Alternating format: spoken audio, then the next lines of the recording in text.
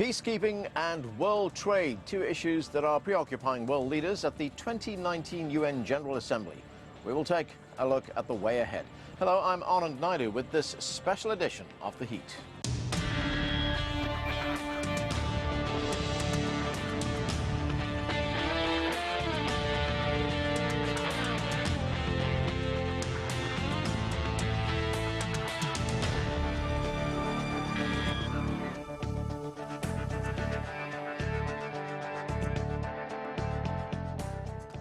At a time when the trade war between China and the United States is escalating, we will assess the global impact of the dispute with the Executive Director of the International Trade Center here at the United Nations. But first, with several conflicts still raging around the world, we will discuss the challenges for UN peacekeepers. Earlier, I spoke with the head of UN Peace Operations, Jean-Pierre Lacroix. Monsieur Lacroix, thanks so much for joining us. The UN Secretary General launched the Action for Peacekeeping initiative about 18 months ago. What can you tell us about that initiative and its goals? Well, the Action for Peacekeeping initiative was designed to highlight the achievements of peacekeeping operations, but also the challenges that they're facing. These operations are tools to help achieve political solutions, but they need the support of member states. They need the support of other partners to achieve those solutions, and that was the key message. The other message was we are operating in dangerous context, in very difficult environments. Our people are attacked, we have had more fatalities, and in order for us to address these challenges, we need to improve our training, we need to improve our equipment, we need to improve the way in which we assess performance, and many other things. And the second message was, please help us achieve these objectives, help us improve our ability to address these challenges. So what we did is that we worked with the member states, the UN, and we were glad to see that the support to our initiative was very strong, was really overwhelming, and that created the political momentum on which we started a number of actions. Actions on the renewed efforts to achieve political solution, such as the efforts we carried out with the African Union to achieve a peace agreement in Central African Republic, efforts to improve the way we train our personnel, the way in which we fill the equipment gaps that we still have in a couple of our missions, efforts to improve the way in which we protect ourselves against attacks, and also the way in which we protect the population we're serving. We also took a number of initiatives to improve the number of women in peacekeeping, because we know for a fact that when we have more women in peacekeeping, it's a more effective peacekeeping. And we did all this in partnership with regional, sub-regional organizations such as the African Union or the EU, partnership with the member states. I think we're seeing results on the ground. Our operations are more robust. They're better able to protect their staff. We have less fatalities in peacekeeping. We are more proactive. We are changing the way in which we operate. And as I was saying, we also are making progress on political efforts on several places where we are active as peacekeeping. But I think we have to do more. And 18 months after the launching of peacekeeping, right. Action for Peacekeeping, we need to continue these efforts. So what is your assessment of how successful you've been in things like getting better equipment, better training, and getting more people on the ground? We have been able to reduce considerably the number of units, the number of contingents with significant equipment gaps. So that's number one. Number two, we have developed new concepts of operation with, for instance, in the Democratic Republic of Congo, units that are called the Rapidly Deployable Battalion, which are much more proactive, in a better position to react quickly and to move where they are needed. And I think the mindset is also changing as a result of these actions.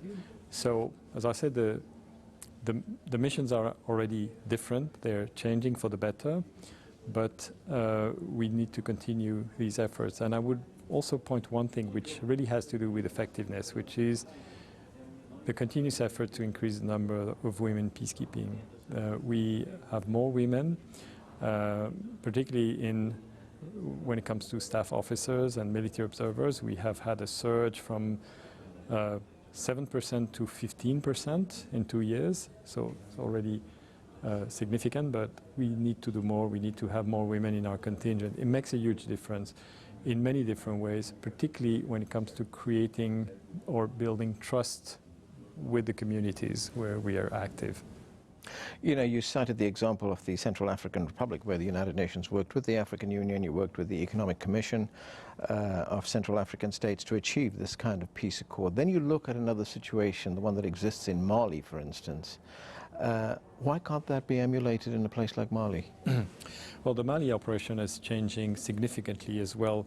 And, you know, we've seen over the last years that, first of all, the number of attacks against us has actually increased, particularly the numbers of attacks with improvised explosive devices. Because you had a pretty bad attack in January, didn't you? Yes, that's right. And I will speak to this attack because they were significant. So we have more IED attacks but less fatalities. We're also able to detect and prevent 50% of these IED attacks, which is double from last year. But it's true that we continue to be under threat. The attacks that you refer in January was a significant one in the sense that it was a very massive attacks by armed group with the objective of not only seizing a camp, a UN camp, but actually seizing a whole town, putting it under control of the armed group. And it didn't happen because of the reaction of our people, because of the reaction of MINUSMA.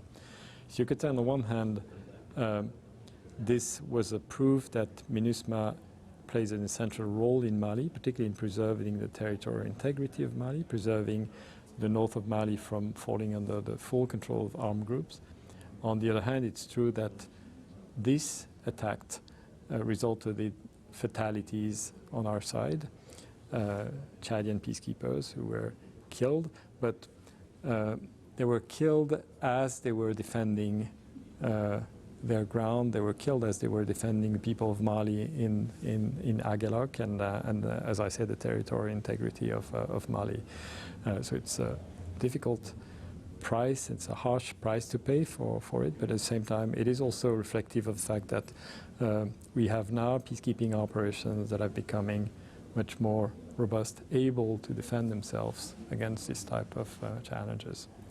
And I'm wondering, how do you make decisions on whether you expand a force in a certain conflict zone or whether you reduce the force? I mean, you have a situation now in Sudan where the government has called on the United Nations to suspend its ban on the movement of troops and the movement of arms as well, because they say, in the Darfur region that is, they say they want to turn peacekeeping into peace building.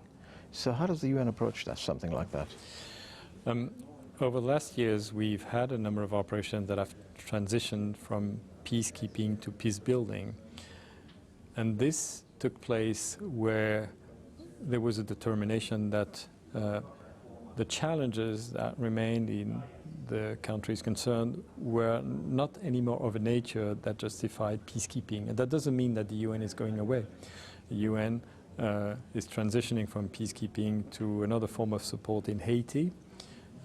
It has done so in Liberia and the Ivory Coast in the past, and it is likely that it will also be the case in Darfur. But at the same time, I think what is important is to adjust the kind of support that the UN can bring to the needs. In other words, at some period of time, there's a need for a peacekeeping type of presence.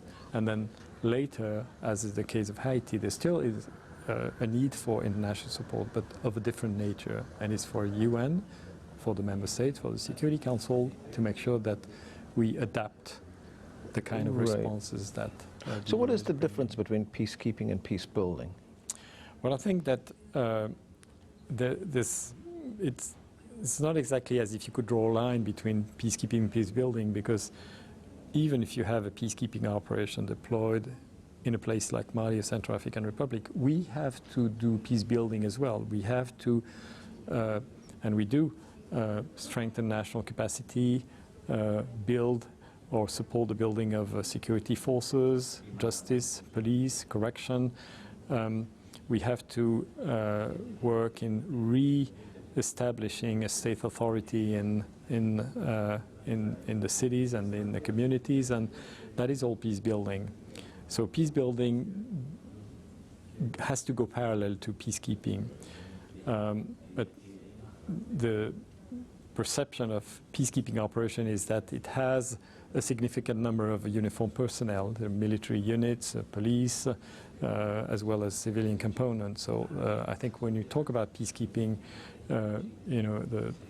it's basically when you talk about operations with a significant proportion of uniformed personnel working hand in hand, in many cases with the civilian component. But as I say, peace building, particularly in the big mission that we have in Africa, is an important component of our efforts. Another flashpoint in Africa, of course, South Sudan. In March, the Security Council extended the mandate of the United Nations mission in South Sudan. What was called the Revitalized Peace Plan has not stopped the violence. Millions of people have fled this area. How big a challenge does South Sudan still remain for you? Well, there still are many challenges in South Sudan, particularly regarding the humanitarian situations. I think roughly half of the population of that country is in need of humanitarian assistance. On the other hand, the Revitalized Peace Agreement, which was signed last year in September, did bring an improvement in the overall security situation in South Sudan. So it's quite clear that there is less violence. We see that there are more people that are either returning to their home or that are considering that return. But there are two main challenges. First, we need to support progress in the implementation of the peace agreement, the Revitalized Peace Agreement. And I think the recent meeting that took place between President Kiir and Riek Machar is encouraging in that regard, but more needs to be done to take that agreement forward. And we hope that there will be a government of national unity by November, which is the end of that additional transition period that was decided by the parties.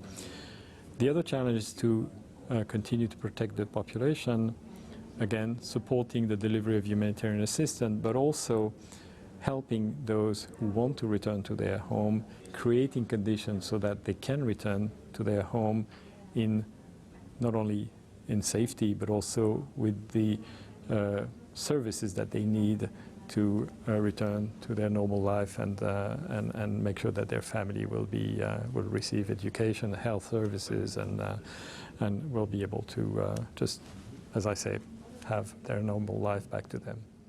One final point, and that is China's permanent representative to the United Nations, Zhang Jun. He's called for more capacity building for peacekeeping forces. He's also called for more vigorous efforts to ensure that peacekeepers are safe.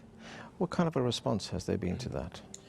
Well, capacity building is essential, and it has many different dimensions. I think one is training, so we're making a lot of efforts. We actually launched a special training action plan to improve the preparedness of our military units and as well as our police units. Number two, protection. I think we've already achieved improvement in that regard, in the sense that we have had last year and this year less fatalities in peacekeeping as a result of hostile attacks, but we have to be vigilant there because the threats are still very significant. And improving the safety of peacekeepers has to do with many different dimensions. I mentioned training and equipment. It also has to do with how we can prevent and preempt threats against ourselves and also against the population we're serving. So in this regard, the improvement of our ability to know our environment better, our ability to better coordinate between the different components of peacekeeping, military, civilian, police, is essential. So I think the message of the Chinese permanent representative is absolutely right. We need to continue these efforts, both to build our capacity and to improve the safety of our peacekeepers. It's actually one and the same thing, because preserving or protecting the safety of our peacekeeper is really about performance and improving our preparedness and capacity. Mr. Under Secretary, thank you so much. Thank you very much. Hello everybody, I'm Anand Naidoo. If you enjoy the thoughtful, engaged discussions you see on The Heat, you may also want to subscribe to our podcast. It's appropriately titled The Heat. Twice a week we take a deep dive on world headlines, talking to experts, journalists and others. It's a fresh, focused and intimate look at the issues that matter most.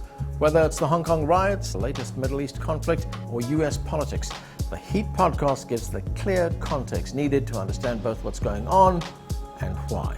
And what's best, we come to you. Whether you're at home or on the go, you can find the Heat podcast just about anywhere podcasts are found. Just search The Heat CGTN. Have a listen today and subscribe. Thanks.